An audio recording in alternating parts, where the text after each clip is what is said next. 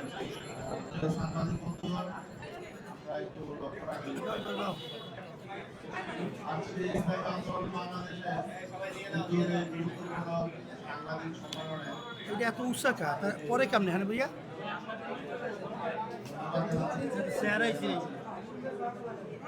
আমাদের একটু বিলম্ব হয়ে গেছে, কারণ হলো আরো কয়েকটা সাংবাদিক সম্মেলন চলছে। আমাদের কিছু সাংবাদিক বন্ধু তারা একটু রিকোয়েস্ট করেছেন যে একটু বিলম্বে শুরু করার জন্য, তারা যেহেতু রাস্তায় আছেন।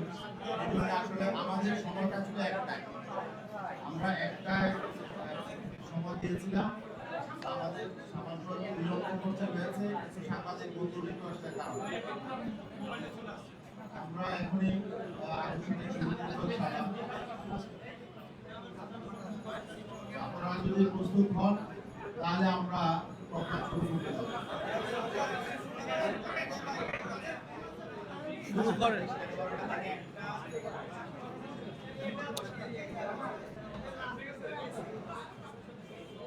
হ্যাঁ, জুলাই জাতীয় সনদ বাস্তবায়ন ও জুলাই সনদের ভিত্তিতে পিআর পদ্ধতিতে জাতীয় নির্বাচন আয়োজন, ফেসিবাদী ও তাদের দোষরদের বিচার এবং নির্বাচনের লেভেল প্লেইং ফিল্ড নিশ্চিত করার দাবিতে আজকের এই সাংবাদিক সম্মেলন। ইসলামী আন্দোলন বাংলাদেশের উদ্যোগে আজকের এই সংবাদ সম্মেলনে ইসলামী আন্দোলন বাংলাদেশের মোহতারাম আমির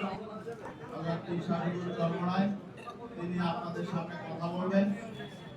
আজকের এই সংবাদ সম্মেলনে আরো উপস্থিত আছেন ইসলামী আন্দোলন বাংলাদেশের মোহতারাম মহাসচিব অধ্যক্ষ হাফেজ মাওলানা ইউনূস আহমদ, উপস্থিত আছেন ইসলামী আন্দোলন বাংলাদেশের প্রেসিডিয়ামের অন্যতম সদস্য অধ্যক্ষ মাওলানা সাদ্দিকুল্লাহ মাদানী, উপস্থিত আছেন ইসলামী আন্দোলন বাংলাদেশের প্রেসিডিয়ামের অন্যতম সদস্য অধ্যাপক আশরাফ আলী আকন, এবং উপস্থিত আছেন ইসলামী আন্দোলন বাংলাদেশের কেন্দ্রীয় যুগ্ম মহাসচিব ইঞ্জিনিয়ার আশরাফুল আলম সহ আমাদের ইসলামী আন্দোলন বাংলাদেশের কেন্দ্রীয় নেতৃবৃন্দ। আমাদের আজকের এই সংবাদ সম্মেলনে আনুষ্ঠানিকভাবে লিখিত বক্তব্য উপস্থাপন করছেন ইসলামী আন্দোলন বাংলাদেশের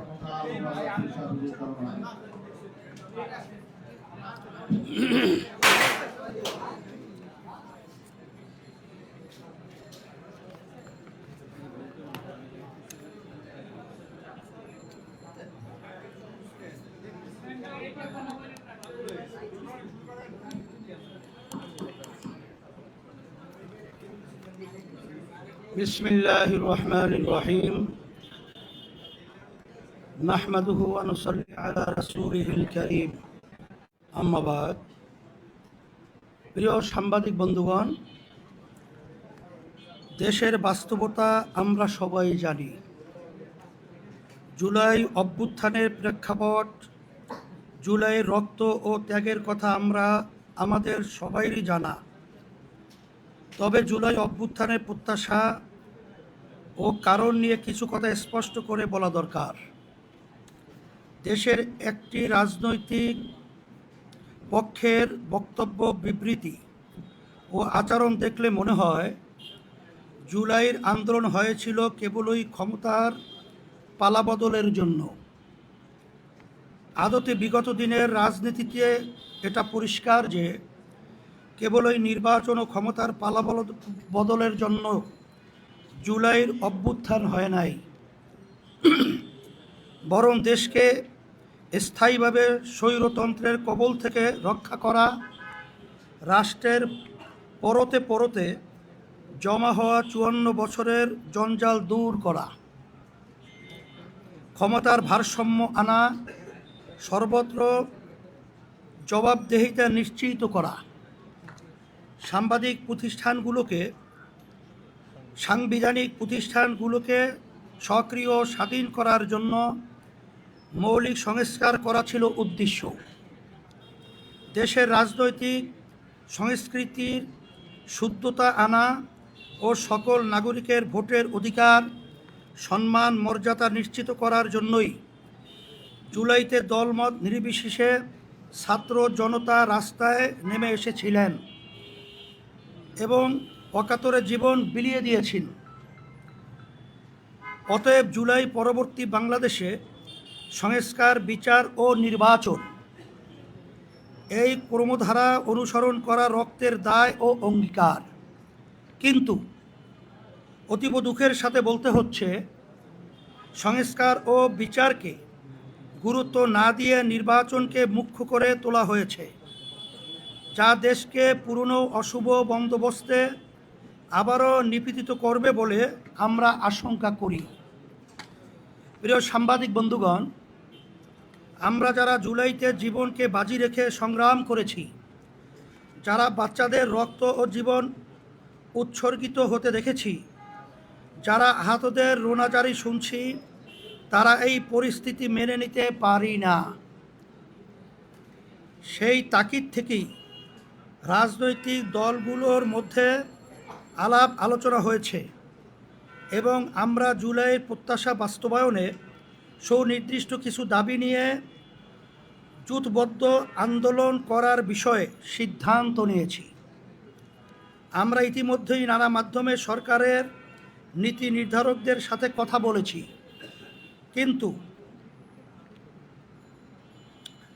কাঙ্ক্ষিত ফলাফল না পেয়ে আমাদেরকে এই রাজপথের কর্মসূচিতে যেতে হচ্ছে। আমাদের আহ্বানে সাড়া দেওয়ার জন্যে আপনাদের প্রতি কৃতজ্ঞতা জানাচ্ছি। একই সাথে জুলাইয়ের সকল শহীদ ও আহতসহ সকল যোদ্ধাদের প্রতি শ্রদ্ধা জানাচ্ছি। প্রিয় সাংবাদিক বন্ধুগণ, গণ অভ্যুত্থানের পরে 14 মাস অতিক্রান্ত হয়েছে। জাতীয় ঐকমত্য কমিশনের বর্ধিত মেয়াদও আজ শেষ হয়ে যাচ্ছে, কিন্তু এখনও জুলাই সনদ ঘোষণা করা যায় নাই। জুলাই সনদ নিয়ে অনেক বৈঠক হয়েছে, কিন্তু আপনারা লক্ষ্য করলে দেখবেন ভবিষ্যতে স্বৈরতন্ত্রের পথ রুদ্ধ করার জন্য অপরিহার্য আইনি সংস্কারের বিষয়ে ঐকমত্যে পৌঁছানো যায় নাই। একটি নির্দিষ্ট মহল থেকে প্রতিটি ক্ষেত্রে বাধা এসেছে। ফলে জুলাইয়ের মূল প্রত্যাশা স্বৈরতন্ত্রকে চিরতরে বিলুপের যে চাহিদা তা পূরণে তেমন প্রত্যাশিত অগ্রগতি হয় নাই। এমনকি অন্য রাজনৈতিক দলগুলোর চাপে কোনো সংস্কারের প্রস্তাব জুলাই সনদে অন্তর্ভুক্ত হলেও সেখানে নোট অফ ডিসেন্ট দিয়ে এখনই সেটা বাতিলযোগ্য করে রাখা হয়েছে। ফলে জুলাই সনদ কার্যত সংস্কার সম্পর্কিত বিভিন্ন দলের মতামত দলিলে পরিণত হয়েছে। অথচ প্রত্যাশা ছিল জুলাই সনদ হবে আগামী বাংলাদেশ নির্মাণের দিক নির্দেশনা। প্রিয় সাংবাদিক বন্ধুগণ, আমরা 90 সালেও বিভিন্ন রাজনৈতিক দলের যৌথ সংস্কার প্রতিক্রিয়া দেখেছি। নির্বাচনের আগেও বিভিন্ন দল ইশতেহার দেয়, সেগুলোতে সুন্দর সুন্দর বাণী থাকে, কিন্তু তার কোনো আইনি ভিত্তি না থাকায় নির্বাচনের পরে গাল ভরা সেসব প্রতিশ্রুতি বাস্তবায়ন আর হয় না। জুলাই সনদ ও সংস্কার প্রতিশ্রুতি হয়ে থাকবে যদি না তার আইনি ভিত্তি নিশ্চিত না করা যায়। আমরা মনে করি যে কোনো গণ অভ্যুত্থানের সার্বভৌম এখতিয়ার থাকে, সেই ক্ষমতাও এখতিয়ার বলে জুলাই সনদকে এই আমলেই বাস্তবায়ন করতে হবে এবং তারই ভিত্তিতে জাতীয় নির্বাচন আয়োজন করতে হবে।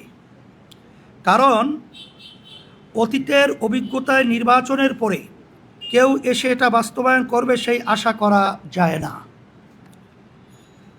অতএব দ্রুত সাংবিধানিক আদেশ বা গণভোটের মাধ্যমে জুলাই জাতীয় সনদকে আইনসম্মত করতে হবে। প্রিয় সাংবাদিক বন্ধুগণ, আওয়ামী লীগ যে মাত্রায় ও পরিমাণে অপরাধ করেছে তা কোনো পথভ্রষ্ট রাজনৈতিক দলের অপকর্ম না, বরং মাফিয়াদের মতো সুসংহত ও সংঘবদ্ধ অপরাধ। ফলে তাদের বিচারটাও সেই বিবেচনায় ও সেই মাত্রায় হওয়া বাঞ্ছনীয় ছিল। কিন্তু বিচারের মাত্রা ও গতি দেখে আমরা হতাশা বোধ করছি। নামে মাত্র কয়েকজনকে আটক করে বিচার চলছে। আওয়ামী লীগের মূল হোতারা সবাই দেশের বাইরে বসে নানা রকম চক্রান্ত করেই যাচ্ছে। জেলা ও থানা পর্যায়ের আওয়ামী লীগ নেতারা এলাকায় ফিরতে শুরু করেছে। আওয়ামী লীগের প্রতিহিংসা ও জিজ্ঞাসা কত নির্মম তা কল্পনাও করা যায় না। বর্তমানে বিচারের যে পরিস্থিতি, তাতে অভ্যুত্থানের বিপ্লবীদের জীবন ও দেশ হুমকির মুখোমুখি। এমন বাস্তবতায় ইসলামী আন্দোলন বাংলাদেশ দাবি করেছে যে ট্রাইব্যুনালের কার্যক্রম জেলা পর্যায়ে নিয়ে যেতে হবে এবং বাইরে পালিয়ে থাকা অপরাধীদের আইনের আওতায় আনার ব্যবস্থা করতে হবে। পাচারকৃত টাকা উদ্ধারে কার্যকর ব্যবস্থা নিতে হবে। প্রিয় সাংবাদিক বন্ধুগণ, পতিত ফেসিবাদের দোসরদের অপতৎপরতায় জাতি বিষিয়ে ছিল বিগত 15 বছর। এই লজ্জাহীনেরা ফেসিবাদের সকল অপকর্মের পক্ষ নিয়েছে এবং ফেসিবাদকে বেপরোয়া হতে সহায়তা করেছে। এর মধ্যে জাতীয় পার্টির ব্যাপারে সবাই অবগত। এখন তারা আওয়ামী লীগকে পুনর্বাসন করার পায়তারা করছে। দেশের একটি রাজনৈতিক দল জাতীয় পার্টির নিষিদ্ধের বিরুদ্ধে অবস্থান জানিয়েছে। আমরা পরিষ্কার করে বলতে চাই যে জাতীয় পার্টি সহ ফেসিবাদের সকল দোসরদের বিচারের আওতায় আনতে হবে এবং বিচার চলাকালীন তাদের কার্যক্রম নিষিদ্ধ করতে হবে। কারণ তারা কোনো স্বাধীন রাজনৈতিক দল নয়, বরং তারা ভারতীয় আধিপত্যবাদী শক্তির প্রকাশ্য এজেন্ট। প্রিয় সাংবাদিক বন্ধুগণ, নির্বাচনে লেভেল প্লেয়িং ফিল্ড ছাড়া নির্বাচন করা যায় না। জুলাই অভ্যুত্থানের পরে আমরা আশা করেছিলাম যে লেভেল প্লেয়িং ফিল্ডের ব্যাপারে আমাদের দুশ্চিন্তা করতে হবে না, কিন্তু আমরা আশাহত আইন শৃঙ্খলা পরিস্থিতি, জনপ্রশাসনের আচরণ ও সন্ত্রাসের যে ভয়াবহতা আমরা লক্ষ্য করেছি, তাতে লেভেল প্লেয়িং ফিল্ড নিয়ে আমরা আশ্বস্ত হতে পারছি না। এখানে মনে রাখা লাগবে, লেভেল প্লেয়িং ফিল্ড একটা মনস্তাত্ত্বিক বিষয় বটে। লন্ডন বৈঠক, এককভাবে নির্বাচনের তারিখ ঘোষণা ইত্যাদি বিষয়ে বর্তমান সরকার একটি রাজনৈতিক দলের প্রতি যে পক্ষপাত দেখাচ্ছেন, তাতে মাঠ প্রশাসন তাদের দিকে ঝুঁকে পড়াই স্বাভাবিক। আমরা বলবো, আইন শৃঙ্খলা পরিস্থিতির উন্নতি করতে হবে, জনপ্রশাসনকে সক্রিয় ও নিরপেক্ষ করতে হবে এবং সরকারকে কোনো দলের প্রতি পক্ষপাত দেখানো থেকে সরে আসতে হবে। প্রিয় সাংবাদিক বন্ধুগণ, আমরা বারংবার বলছি যে বিগত 54 বছরে যে পদ্ধতিতে নির্বাচন হয়েছে, সেই পদ্ধতিতে দেশকে ক্রমান্বয়ে পিছনের দিকে নিয়ে গেছে। দেশের বর্তমান যা কিছু উন্নয়ন, তা ব্যক্তি খাতের প্রচেষ্টা ও উদ্যোগের ফল, কিন্তু রাজনৈতিক সংস্কৃতি, রাষ্ট্রের ভিত্তি, সাংবিধানিক প্রতিষ্ঠানগুলোর স্বকীয়তা ও স্বাধীনতা নষ্ট করা এবং দুর্নীতি দুঃশাসনের মাত্রায় প্রতিটি নির্বাচনই দেশকে আগের চেয়ে খারাপ অবস্থায় ফেলেছে। এমন তিক্ত অতীতের বাস্তবতায় পুরনো বন্দোবস্তে নির্বাচন করার কোনো অর্থ হয় না। ইসলামী আন্দোলন বাংলাদেশ তাই উভয় কক্ষে পিআর পদ্ধতিতে নির্বাচন আয়োজনের জন্যে দাবি জানিয়ে আসছে। পিআরের সুবিধা কী তা আমরা বারংবার আলোচনা করেছি, কিন্তু অশুভ পুরনো বন্দোবস্তের কায়েমি স্বার্থবাদের কথায় স্বাভাবিক হয়ে পিআর নিয়ে প্রভাবিত হয়ে পিআর নিয়ে সরকার যে আচরণ করেছে তা দুঃখজনক। আমরা সরকারের এই আচরণের তীব্র নিন্দা ও প্রতিবাদ জানাই এবং পিআর পদ্ধতিতে আগামী নির্বাচন আয়োজনের প্রয়োজনীয় ব্যবস্থা নেওয়ার দাবি জানাচ্ছি। প্রিয় সাংবাদিক বন্ধুগণ, আমাদের দাবি সুস্পষ্ট। আমরা জুলাই সনদের বাস্তবায়ন চাই, এর আইনি ভিত্তি চাই। জুলাই জাতীয় সনদের ভিত্তিতেই আমরা আগামী জাতীয় নির্বাচন চাই। দ্রুততার সাথে ফেসিবাদের বিচার নিশ্চিত দেখতে চাই। ফেসিবাদের দোসরদের রাজনীতিতে পুনর্বাসন বন্ধ করতে চাই। জাতীয় পার্টি সহ ফেসিবাদের দোসরদের নিষিদ্ধ চাই। পিআর পদ্ধতিতে নির্বাচন চাই। আমাদের অবস্থান কোনো দলের বিরুদ্ধে না, বরং জুলাই অভ্যুত্থানের রক্ত যুথপদ্ধ কর্মসূচি পালন করব, যুগপৎ আন্দোলন গড়ে তুলব ইনশাআল্লাহ। দাবি আদায় না হওয়া পর্যন্ত আমরা ধারাবাহিক কর্মসূচি পালন করব এবং ক্রমান্বয়ে কর্মসূচি কঠোর থেকে নিশ্চিত করতে হবে। 4. গণহত্যার বিচার দৃশ্যমান হতে হবে। 5. বিশেষ ট্রাইব্যুনালে ভারতীয় তাবেদার ও ফেসিবাদের দোসর জাতীয় পার্টি এবং 14 দলের বিচার করতে হবে এবং বিচার চলাকালীন তাদের কার্যক্রম নিষিদ্ধ করতে হবে। এই দাবি সাংবাদিক বন্ধুগণ, আপনাদের যদি কোনো প্রশ্ন থাকে সংক্ষেপে করতে পারেন।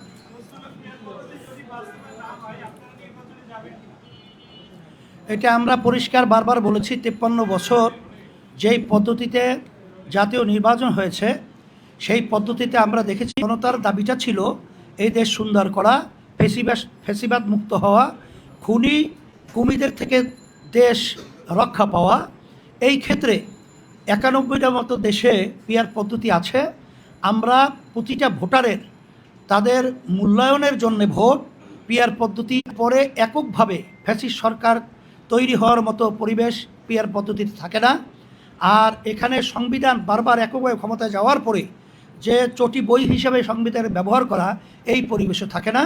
আর বাংলাদেশের বেশিরভাগ রাজনৈতিক দল পিআর পদ্ধতি চেয়েছে এবং বাংলাদেশের সাধারণ মানুষ, যেটা সুজন জরিপে এসেছে, 71% মতো মানুষ পিআর পদ্ধতিতে নির্বাচন চেয়েছে। যদি লেভেল প্লেইং ফিল্ড তৈরি না হয়, সেখানে আমরা নির্বাচনে যাব কিভাবে? এটা আপনাদের কাছে আমরা প্রশ্ন রাখলাম, কারণ এখানে তো আমাদের জানের মায়া রয়েছে, এখানে আমাদের মালের মায়া রয়েছে। কারণ আগে পরে দিনের ভোট রাত্রে বাক্সে ঢুকিয়ে রাখা হতো, এখনও তো সেই পরিবেশটা আমাদের থেকে দূর হয় নাই।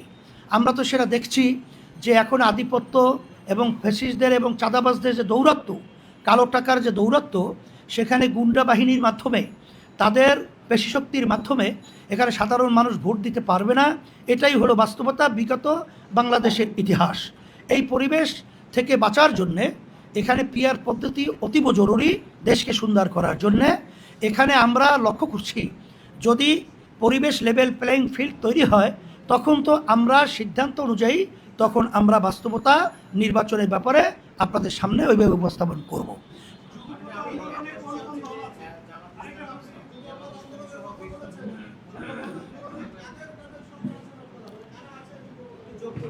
এখানে যারা দেশপ্রেমিক রয়েছে এবং গণ অভ্যুত্থানের সাথে যারা জড়ায়া ছিল এবং বিদেশিদের যারা তাবেদার নয়, যারা দেশপ্রেমিক এবং ইসলাম প্রেমিক, মানবতা প্রেমিক, তাদেরকে নিয়ে ইনশাআল্লাহ আমরা যুগপৎ আন্দোলনে থাকব।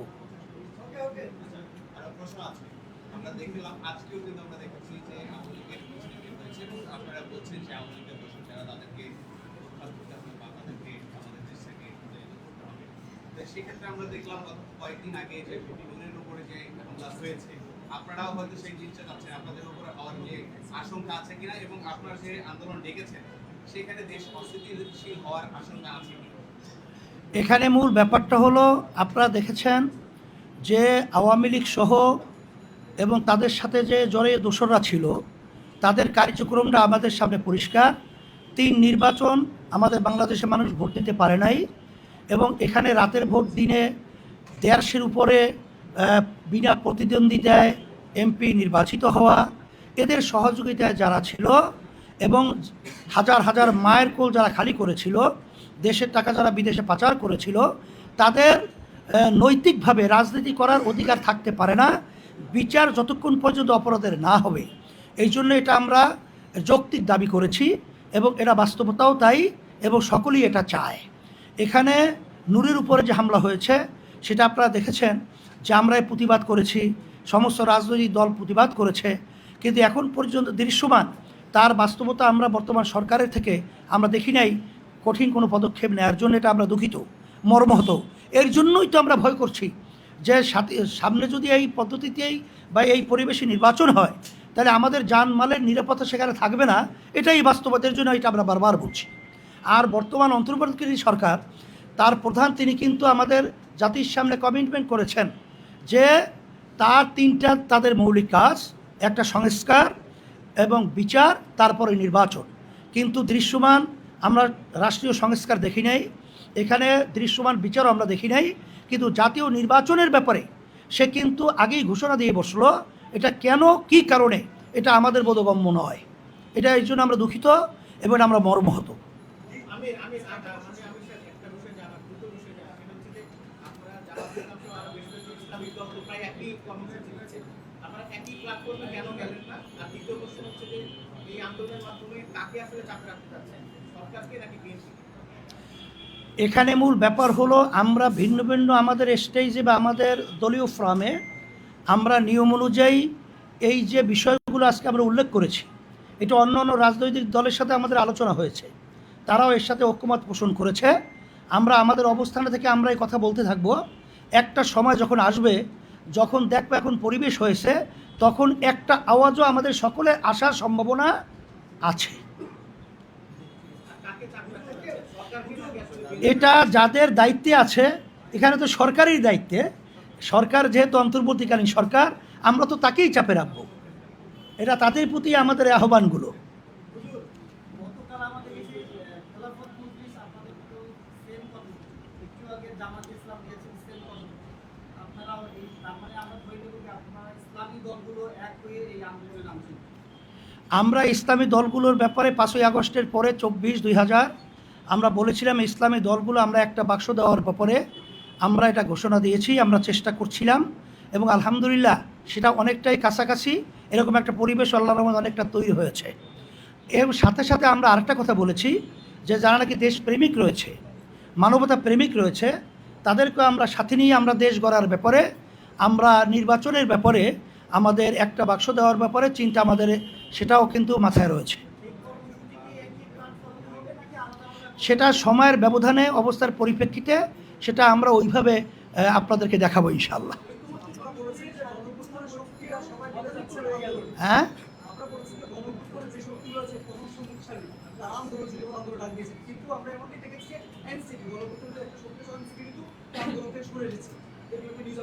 না, এনসিপি আন্দোলন থেকে সরে নাই।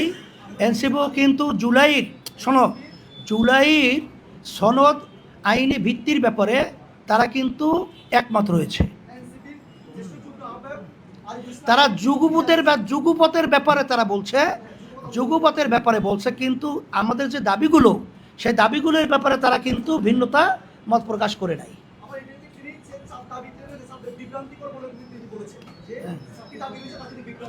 এটা সাংবাদিকরা আমাদের সাংবাদিক সম্মেলনের বা আমাদের মতামত প্রকাশ করার আগে যে লেখালেখি ছিল, এর পরিপ্রেক্ষিতে হয়তো তারা বলেছে, কিন্তু এই দাবিগুলোর সাথে তারাও কিন্তু মতে এক আছে। আর কোনো কথা? ধন্যবাদ সকলকে, আলহামদুলিল্লাহ।